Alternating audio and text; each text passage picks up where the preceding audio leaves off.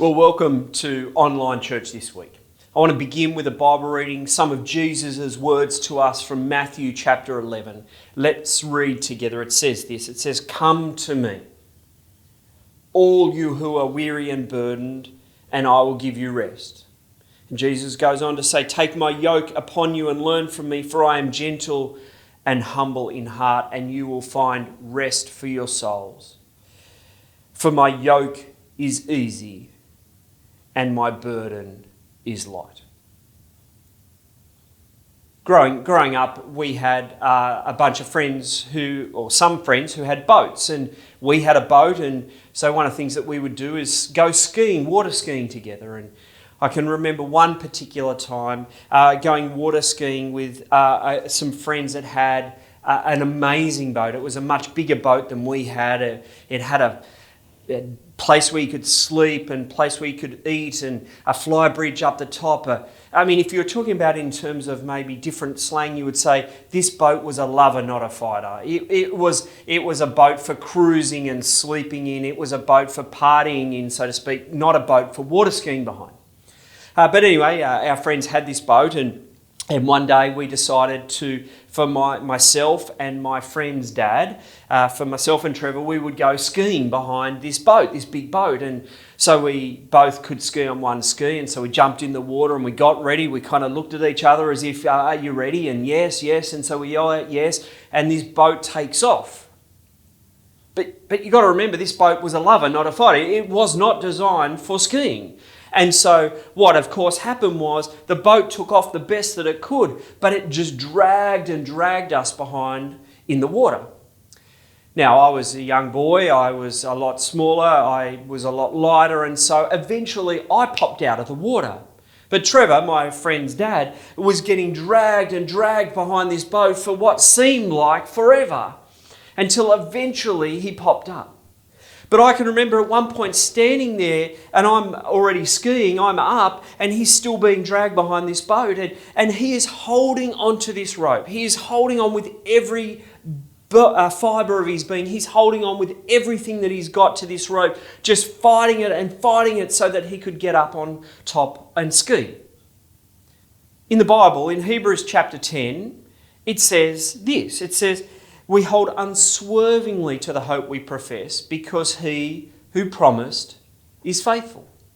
That passage reminds us that God is faithful and that his promises are real and true because he is faithful. But that passage also reminds us that there are times when we've got to hold unswervingly to those promises. To pick up the picture of the boat, we've got to hold on to the rope and get dragged through the water for a little while, and we can't let go because eventually we will get up. So that passage reminds us that he who promised is faithful, but we've got to hold on to those promises. Because there are times when it feels like God's promises are true and right, and they just sing and we think yes. But there are other times when we struggle to see it, when it feels like we are being dragged behind a boat in the water. So what do you do when you're being dragged behind a boat in the water? Well, you've got two choices. You can let go of the rope and let go of the promise, or you can hold on and with every fibre of your being say, "I am not going to let go of this rope." And so when we're getting dragged behind, we hold unswervingly to these promises because we know he who promised is faithful. Well, this year we've got our theme of light. And in that theme of light, we've got a bunch of different kind of subheadings. Remember, we said that this word light has lots of different things. It's like shining one thing into a prism and out the other thing, a myriad of things come. We've got this one singular word, light. But we've broken it down into a few main areas that the Bible talks about. We've talked about God being light, and we spent a few weeks on that, and that we are light, and that we shine light, and that God guides and sustains us by his light. But lastly, and in this last series we've got, is that we're going to look at this sense of we carry light burdens. And so today, we're the first in this little series of We Carry Light Burdens. Our topic is simply this: we carry light burdens because that is what is promised. And so to help us to do that, we're going to break this down into a few main parts. And so firstly, the first promise that we're going to hold unswervingly to, the first part of Jesus' words to us this morning, is this invitation. Do you remember what it was like at school when they wanted to break you up into two teams? They would get two captains and they would start calling out individual names. And now that was fine. That was fine if you were good at sport, or that was fine if it was your friend who was the captain. But for those that maybe weren't good at sport, or maybe weren't friends with whoever was the captain, you got left and they were choosing one around you and you're kind of sitting there going, oh, that person's gone and that person's gone. And eventually you realise that neither team actually might have wanted you to be on their team. Well, here is the reality that Jesus chooses you to be on his team. What does he say? He says, come. He says, come. In Matthew 11:28. Jesus says, I want you to be on my team. Jesus, the one who knows everything about you, the one for whom it could be as if he knows every thought, every action, every attitude, everything you've ever done. And he still says, I want you to be on my team. This is your invitation. You don't have to die wondering. You don't have to wonder, does he love me? Does he want me? Does he care for me? Is he interested in me? Jesus has already said, I choose you. And here Jesus says, come to me. That's why we keep pointing people to Jesus. He's the way, the truth, and the life. He's the one that holds the keys. He's the one that we point everybody to. And this promise, or this invitation to come, isn't selective. Did you notice that? Come to me, all who are. This promise to come is an invitation to all people. Unlike the high school invitation that might have been to the good at sport or to the friends of friends, this invitation is to all people who are weary and burdened.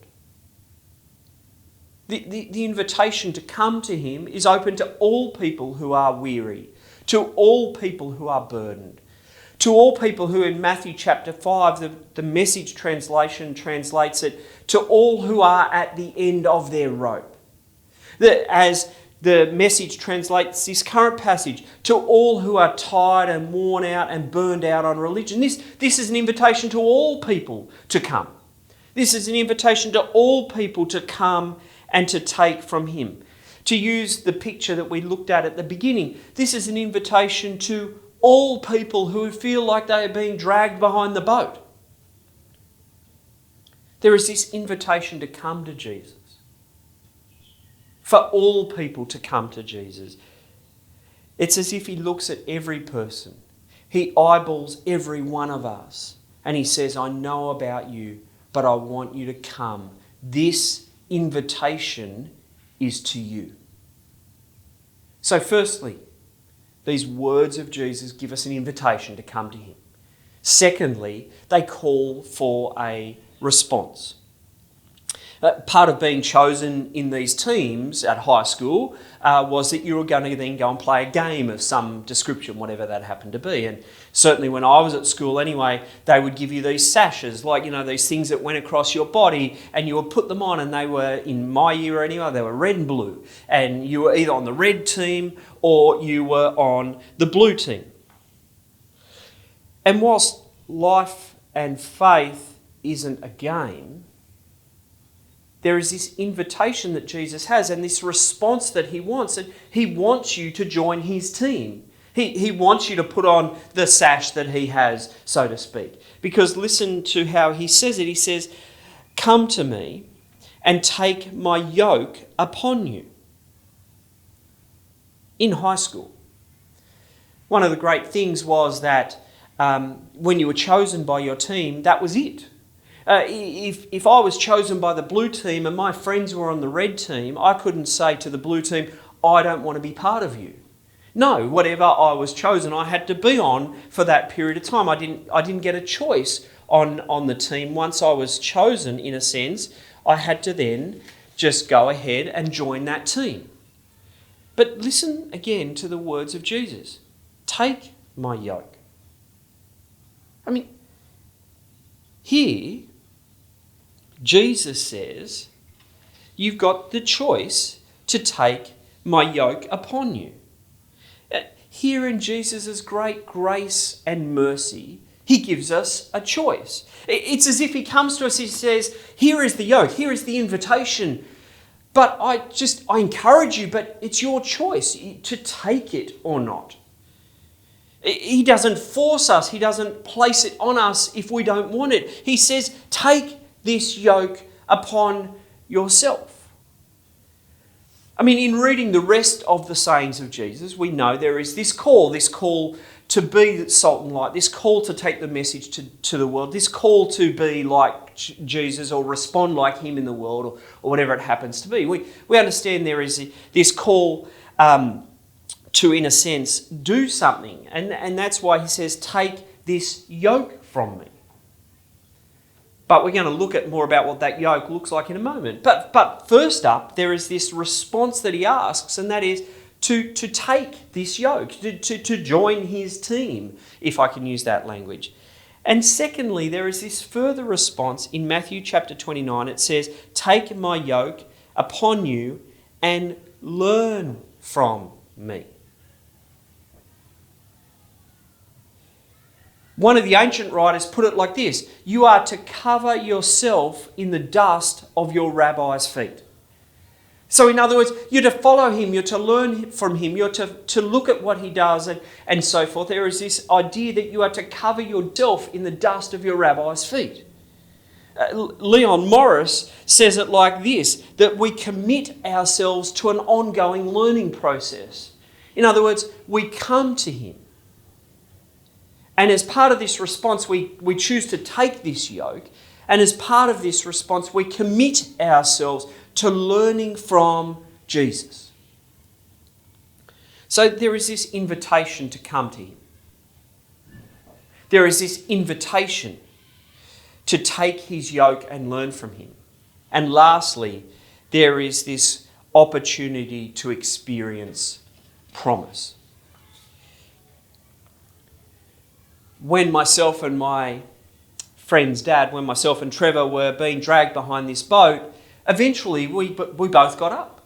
And eventually we were skiing behind this, what was at the time, for me anyway, this enormous boat. We were skiing behind it. People are looking at us and pointing, like nobody skis behind boats like this. Yeah? You felt like you were the king of the world. The wake on the thing was enormous, and so you had this enormous weight to ski up and down, and you were spraying each other, and people were looking at you, and it was just a moment of, if I can use that word, blessing after the trial of trying to get up. Well, here Jesus says there are these promises that are given to those who accept this yoke. There are these promises given to those who accept and follow him and learn from him and respond to that. There are these promises given. And the first of the promises that are given in this passage is that this yoke, it says in Matthew, is easy and the burden is light. I mean, most of us understand that a yoke was something that was placed on an animal. A farmer would place it on an animal, and that would help them be able to direct the animal to pull the cart or the plough or whatever it happened to be. I mean, in the Old Testament, though, the yoke is often, or in the New Testament, sorry, the yoke is often used to talk about the heaviness of the Old Testament. For example, Peter says, in the Council of Jerusalem in Acts chapter 15, why would we place a yoke on these Gentiles? Or Jesus says in Matthew 23, why would we place something heavy around the neck of others? So there is this picture in the Bible, in particular in the New Testament, of this yoke being something that was about Old Testament law and ritual and these things, and that was heavy and ill-fitting and actually caused people to stumble and fall. But here Jesus promises a completely different yoke. A yoke that is easy and its burden is light. A yoke that fits well. A yoke that frees us rather than binds us. A yoke that brings life, not death. A yoke that is completely opposite the ones that Peter mentioned in Acts chapter 15 or Jesus spoke about in Matthew 23. There is this yoke, but the promise is the yoke is easy and the burden is light. The second promise that we have is around the character of Jesus. The Bible goes on to say, Jesus says he is gentle and humble in heart. Accepting the yoke was an act of submission. If the animal put it on, technically it was submitting to the farmer and where he wanted to go. In Jeremiah chapter 23 and 24, there is this picture of the yoke being something that the oppressors would put on the captives. In other words, let's say somebody comes and invades our area or something like that. There is this picture that a yoke is put on us from these oppressors. And so it is fair to ask, if we're going to, in an act of submission, take on this yoke of Jesus, what kind of farmer is he? Or to pick up Jeremiah, what kind of king is he? Well, the Bible tells us that he is gentle and humble. Gentle and humble.